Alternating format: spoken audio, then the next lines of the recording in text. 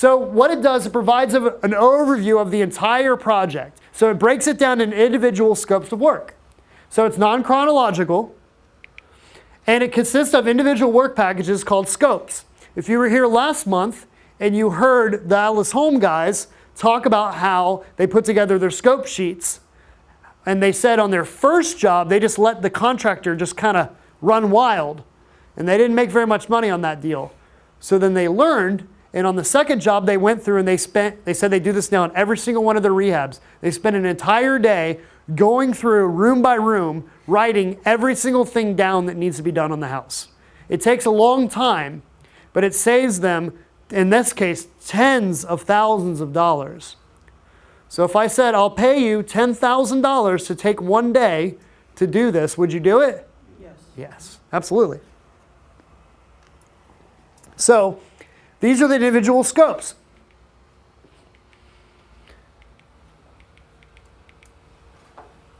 So what this looks like, this is a work breakdown structure. And again, this might be a little more advanced than what people are used to looking at. I've talked about the different project management methods and stuff like this. This is one that you can use. It breaks down all the individual scopes. So you'll be able to download this on our website, so don't worry, you can't, if you're not fast at drawing all this stuff, it's okay. But it breaks down these individual jobs. And each job looks like this. So each one has a work package. So they function as many jobs. They have their own resources, they have their own time, and what they do, they roll up to the overall job. So you know if this is on budget, then it rolls up to here, which rolls up to here. And the idea is you'd have multiple projects. So they function as many jobs with their own resources and time frame. They're not complicated. This is what one would look like for rough plumbing. Budget's $1,000 for rough plumbing. Time frame is 2 to 3 days. Here are my resources. Labor, Bob Schiff, his number and his quote. Materials, I need a shower body, I need a rough plumbing package, I need 2 of them, and I need a tub.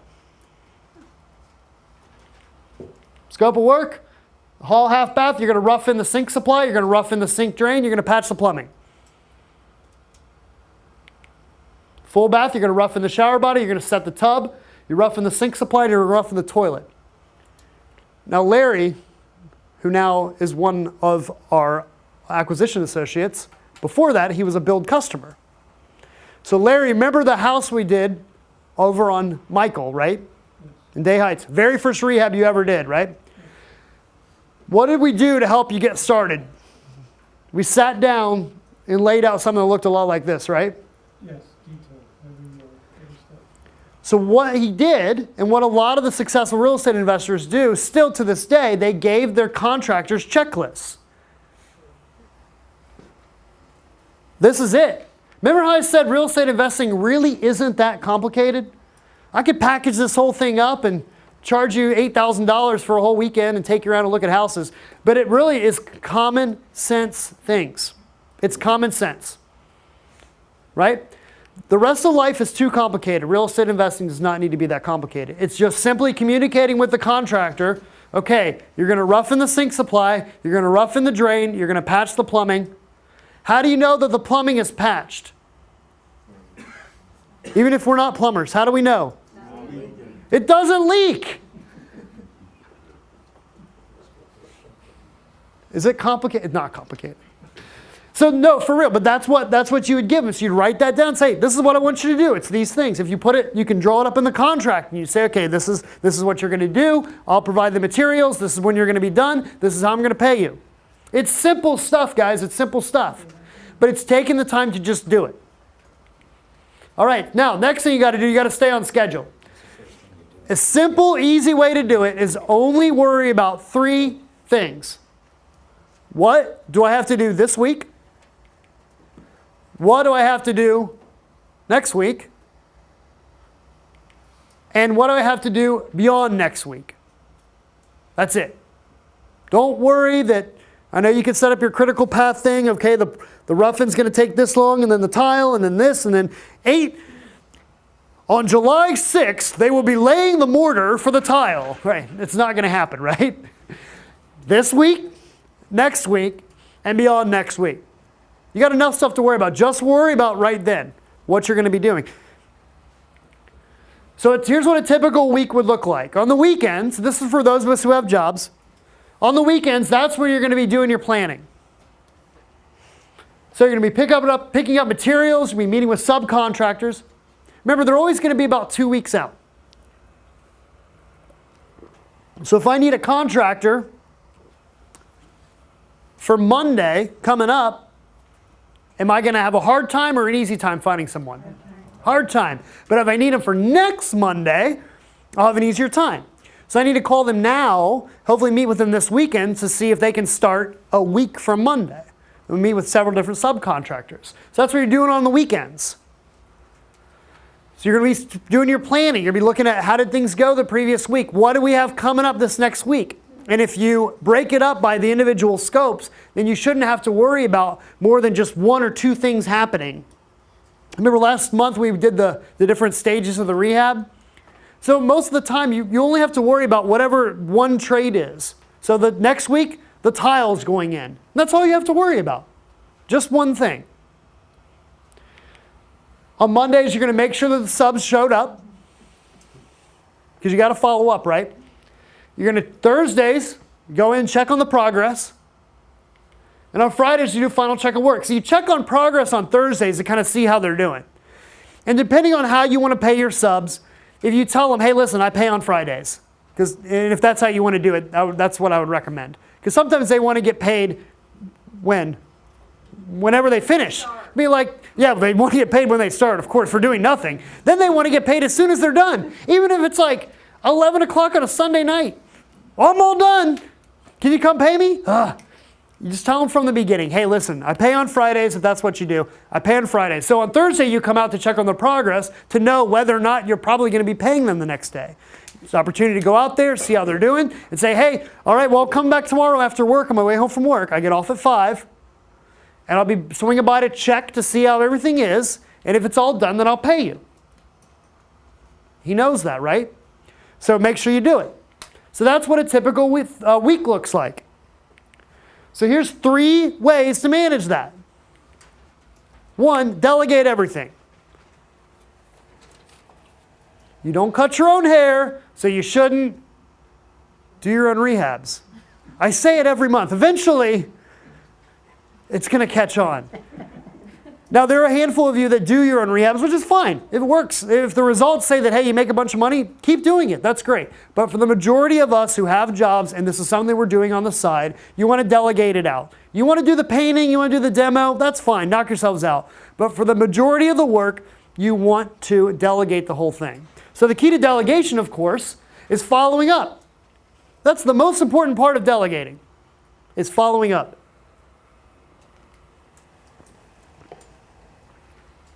Well, I told him to have it done by then and he didn't. Well, did you follow up to make sure? No? Okay. They need to be managed. Right. And then the third thing is get it in writing. So delegate everything, follow up to confirm, and get everything in writing. All of it. Everything. If it isn't in writing, then it doesn't exist. We have that rule around here at Build. Because we'll ask somebody to do something. Did you do this? No, I forgot. Did you write it down? No, it doesn't exist. If it isn't written down, then it doesn't exist. So you can walk through and say, okay, I need you to do this, I need you to do this, I need you to do this. They're not going to remember. But if you have a checklist, you write down all the things you need them to do. You have a copy, they have a copy. Take a picture of it on your phone. You walk through, okay, are these things done? And then that's it. See how easy that is? Then why don't we do it? It's not difficult, right? Okay. How to pay them. So you figured out how to get them in. You kind of figured out how to manage them. Now you got to pay them. I'm just going to hit you with some quick tips on how to pay contractors because there's a lot of schools of thought on this. So I'm going to give you some advice. All right. The easiest thing is to make sure that the payment terms are in the contract. See, it's never a problem how you pay them usually. They're usually okay with whatever arrangement you can come up with. The problem is if you don't discuss it in advance. And in their head, they think, okay, I'm getting paid as soon as I'm done. And in your mind, you're thinking, okay, well, I'm going to pay them on Friday because that's when I get my draw for my rehab loan. If it's not discussed up front, then there's a problem. If you tell them in advance and everybody's on the same page, then it's usually not a problem. Make sense? So the way you do that is you get that in the contract. So the contracts we'll provide you with have different payment structures. You can do different things. It's something that both of you need to agree on. All right, should avoid time and materials. Most of you know this already, so I'm going to repeat it again. Avoid time and materials. What that is they say, I don't really know how long it's going to take, so I'm just going to bill you hourly until I finish. Yeah. It kind of, blank check. Right. So avoid that. Most contractors understand that they understand that's good for them and not good for you. And they oh, you don't care if I bill you time and materials on this? Oh yeah, no problem. Don't say that. So avoid that.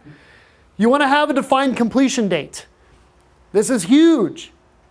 If you want to get into a situation where you offer bonuses if they finish early and penalties if they finish late, that's fine. But have that just 101, have a completion date. Hey, I'm going to do these things by this date.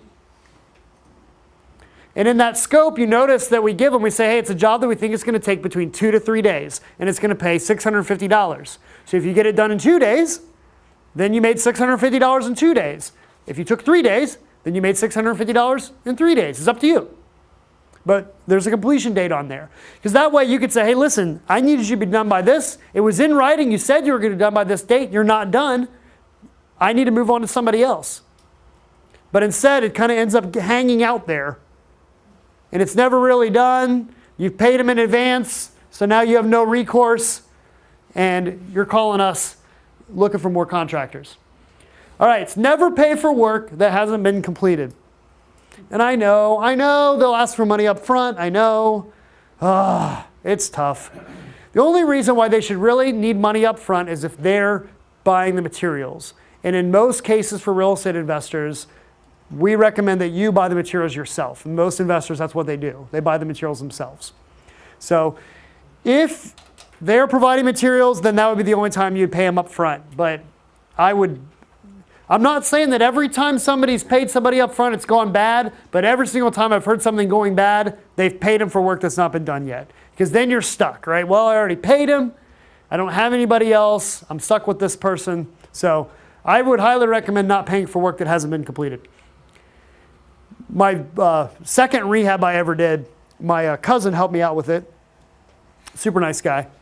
And well-meaning guy. We were on the last night before the open house. And there was a couple other things that needed to be done. And I had paid him everything, and I had held back like the last 10%. It was probably like $2,000 was the last bit to pay him. And it's like 7 o'clock at night. I'm like, all right. He's like, all right, well, I'm going to finish up. I know you want to get out of here. Just give me that check, and then we'll stay here tonight. We'll get all that stuff knocked out. Okay. And here you go.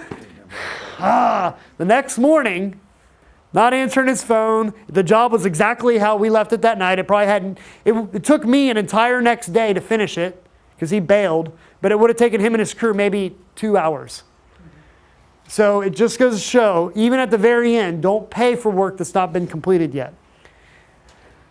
All right, so now what? So you learned tonight how to recruit contractors. You learned a little bit how to manage them. It'll take you years to figure all that out. Learn how to manage them. You've learned how to pay them. Hopefully you've taken something away from this and said, hey, okay, this is what I was doing wrong. I'm going to do this. We'll be uploading this video online so you can go and watch it over and over again. When things aren't going well and you're crying into your computer screen, Gary said that I shouldn't have done this and I did it anyway. That's what it's for, all right? It's all right. You're going to mess up. You're going to hit some home runs. It's okay. It's part of the game. Tomorrow we'll be posting these on there, the contracts. We're also going to be uploading the videos. We just got all the videos back for the previous months. We'll be uploading those to be able to watch all the other videos from the different workshops this year. So do download the contracts tomorrow when those are available. And the next thing we want you to do is it's just some housekeeping stuff. When you leave tonight, if you have a survey, which looks like this, it just lets us know, because we have thousands and thousands of people in our database. We want to know who's looking for a house right now, and what's your time frame to buy, and what areas are you looking for. If you want to get updated on properties, do this. We only send out emails on maybe 20% of the houses that we get. So most of them are just one-on-one updates from your sales associate. So please update your information here. If you know any contractors, we're always looking for good referrals, so put them on here. If you know contractors that we shouldn't be working with anymore, please put their name on here as well. So just drop those off outside. Also drop off your name tags that you have with you. And you'll do all that on your way over to Mio's, where we're picking up the tab tonight. So we'll hopefully see you guys over there, and we will see you next month. Thank you. Thanks, Gary. Thanks, Mike. Good to see you guys.